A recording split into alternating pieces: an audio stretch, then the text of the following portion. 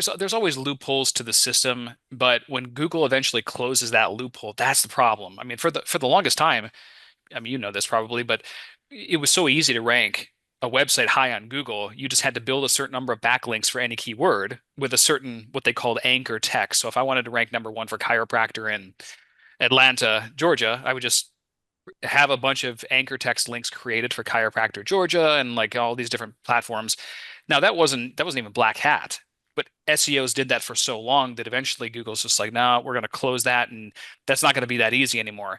And I've when I first started online, I used a lot of black hat stuff because that's what I thought marketing was, but I got accounts shut down and all these other things. Then you just realize that if you're trying to build a legit practice and brand, especially with Google, if you're already getting people from Google right now, that's a risk that, and it could be totally above water. I haven't seen the ins and outs of the program to know if I would risk my Google Maps listing potentially. So that's really where you got to think about that. Again, I don't know if it's totally above water or there are, for example, one of the factors of ranking in Google Maps or even ranking on Google's first page is the click-through rate. So somebody's Googling, and what they'll find is X person sees listings and they just click on whatever listing. That's almost like a vote for that listing.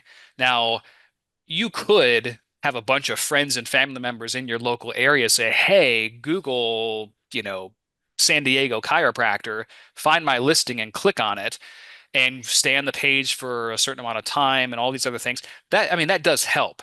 You just have to have a lot of friends in the area, and that's you're kind of gaming the system, but that's still really it's not easy as easily tracked as something else. But I'm always a little bit weary of software programs. That's just Yeah. my opinion.